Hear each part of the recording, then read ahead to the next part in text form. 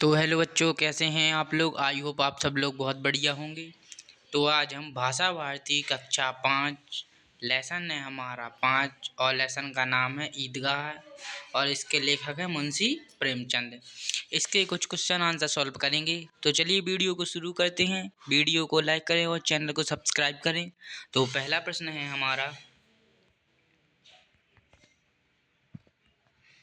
निम्नलिखित शब्दों के अर्थ पुस्तक में दिए शब्दकोश से खोजकर लिखिए। जैसे कि मनोहर का होता है मन को हरने वाला या सुंदर, प्रदीप का होता है चमकना, और सुहावना का होता है अच्छा लगने वाला, और पृथक का होता है अलग या भिन्न, और कटोट कचोटना का होता है कसना, और प्रगल्भ का होता है निर्भीक, और विपन्नता का होता है निर्धनता, और जब्त का होता है सहन, और मस्क का होता है चमड़े या चमड़े का बना हुआ पानी भरने का बर्तन, और नियामत का होता है वरदान, और सजदा का होता है पूजा करना, और बिरादरी का होता है जाति, अपेक्षा अवहेलना और नज़रअंदाज करना, और बेसमझ का होता है बिना बुद्धि का, और चेतना का होता है होश हवास। और अगला प्रश्न है हमारा प्रश्न नंबर 2। निम्नलिखित प्रश्नों के उत्तर लिखिए। जैसे काम है, बच्चों को ईदगाह जाने की जल्दी क्यों पड़ी थी। तो इसका उत्तर हो जाएगा, ईदगाह में लगे मेले को देखने, चाट पकौड़ी खाने, झूले झूलने और कर्तव्य तमाशे देखने एवं खेल खिलौने खरीदने की चाह के कारण बच्चों को ईदगाह जाने की जल्दी पड़ी थी। और अगला प्रश्न है हमारा, ईदगाह पर किस तरह का दृश्य था। तो इसका उत्तर हो जाएगा, ईदगाह पर नमाज के लिए चुस्त व्यवस्था थी, चारों ओर खुशी का माहौल था, खेल तमाशे झूले कर्तव्य खिलौने मिठाइयाँ इत्यादि दिखाए व बेचे जा रहे थे, दैनिक जरूरतों के सामान की दुकानें भी सजी थीं। और अगला प्रश्न है हमारा, मेले का वर्णन अपने शब्दों में कीजिए। जैसे ईदगाह के मेले में चारों ओर रौनक थी, भारी संख्या में बच्चे जवान और बूढ़े उपस्थित थे, नमाजियों के लिए नमाज की सुंदर व्यवस्था की गई, नमाज के बाद लोग आपस में गले मिलकर ईद की बधाइयाँ ले दे रहे थे, चारों तरह तरह की दुकानें सजी थीं, कहीं मिठाइयाँ सेवइयाँ चाट पकौड़ी बिक रही थीं, तो कहीं खेल खिलौने दैनिक उपयोग की वस्तुएं एवं नकली गहनों की दुकानें लगी थीं, लोग इनसे सामान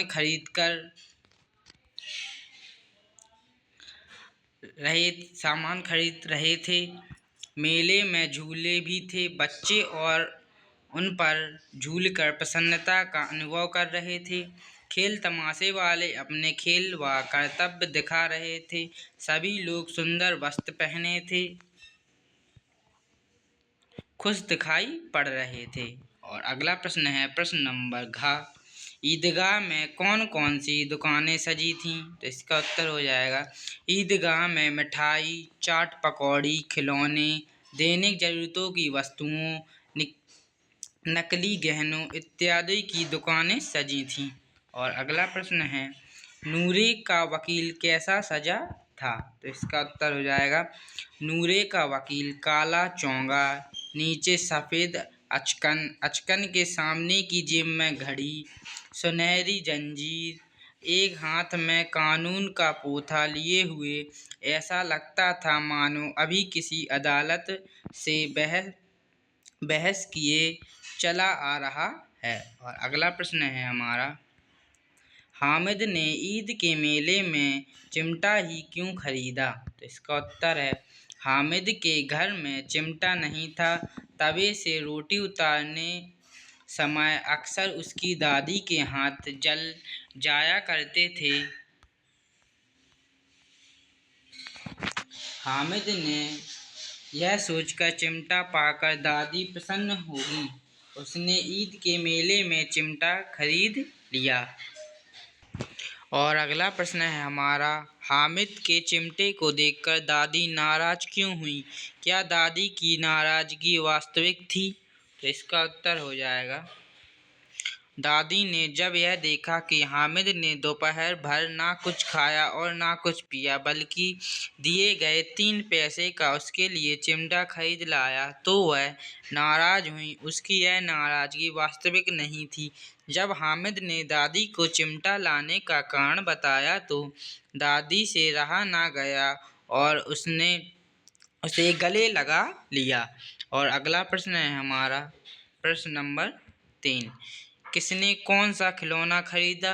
सही जोड़ियां मिलाइए और खिलौने पर एक एक वाक्य लिखिए। जैसे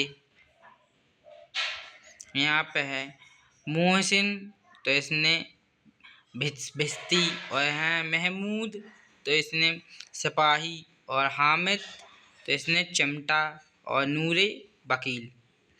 और आगे है, यानी यहाँ पे है खिलौना, यहाँ पे लिखा वाक्य। तो जैसे खिलौना है सिपाही, खाकी वर्दी और लाल पगड़ी पहने हैं और कंधे पर बंदूक रखी है।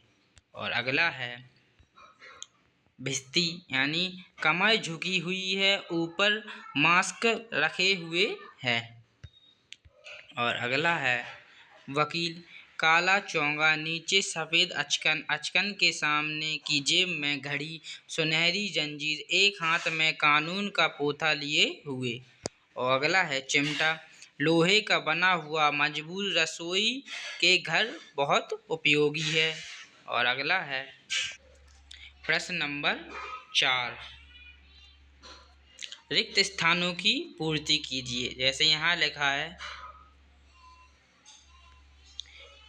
खालिस्तान के पूरे 30 रोज़ों के बाद ईद आई, तो यहाँ पे भरना है रमज़ान। और अगला है लाखों सिर एक साथ खालिस्तान में झुक जाते हैं, कहते सिजदे में।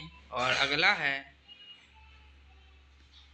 मानो खालिस्तान का एक सूत्र इन समस्त आत्माओं को एक लड़ी में पिरोए हुए। जैसे भ्रातृत्व, पहले में भरना है रमजान, दूसरे में सिजदे और तीसरे में भृतव्य। और अगला प्रश्न है दिए गए शब्दों के हिंदी समानार्थी शब्द चुनकर लिखिए। जैसे रोजा, सलामत, निगाह, मिजाज, तकदीर, खबर।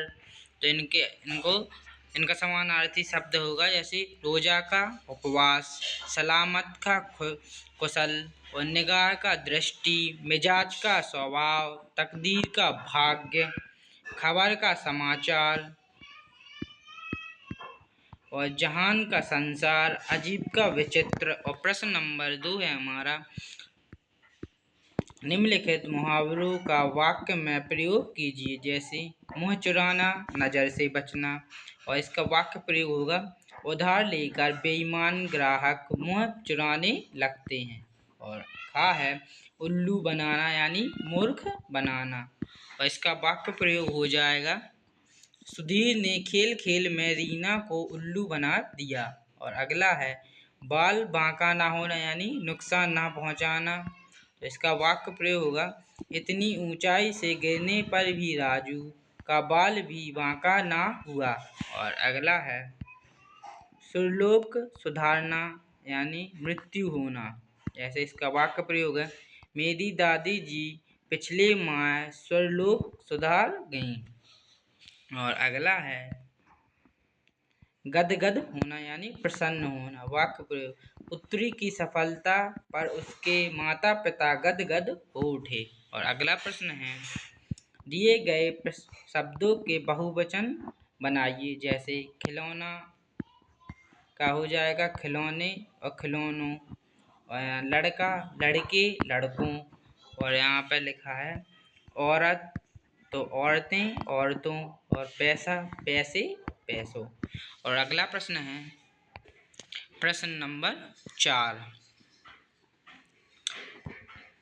इस पाठ में से अर्थ के आधार पर विभिन्न प्रकार के वाक्य छांट कर लिखिए। तो यहाँ पे लिखा है वाक्य का प्रकार और वाक्य, जैसे विधानवाचक, अमीना अपनी कोठरी में बैठी रो रही है।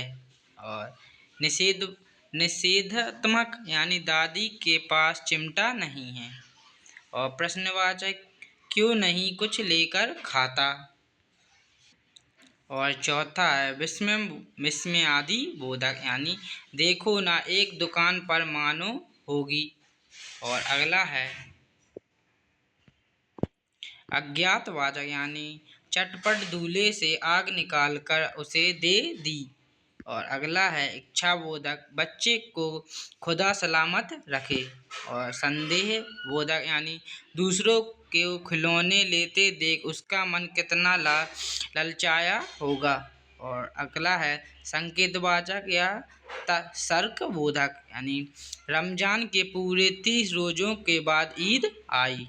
और अगला है इस पाठ के विशेषण और विशेष्य शब्द चुनकर लिखिए। जैसे यहाँ पे लिखा हुआ है संपूर्ण शब्द, विशेषण और विशेष्य। जैसे दुबला पतला लड़का, तो यहाँ पे विशेषण हो जाएगा दुबला पतला और विशेष हो जाएगा लड़का। यहाँ पे है सुहावना प्रभात, यानी यहाँ पे सुहावना, यहाँ प्रभात। और अगला है पुरानी धुरानी टोपी, यानी पुरानी धुरानी और इधर टोपी। और अगला है भड़कीले वस्त्र, यानी भड़कीले इधर हो जाएगा वस्त्र। और अगला प्रश्न है हमारा प्रश्न नंबर 6। इस पाठ में कई पुनरुक्त शब्द प्रयोग में आए हैं, उनकी सूची बनाइए। जैसे बार बार, होती होती, अच्छी अच्छी, अपने अपने, धीरे धीरे, एक एक, चूर चूर, पहुँचते, ठीक ठीक। आई होप आप लोगों को यह वीडियो पसंद आई हो, तो वीडियो को लाइक करें और चैनल को सब्सक्राइब करें। धन्यवाद।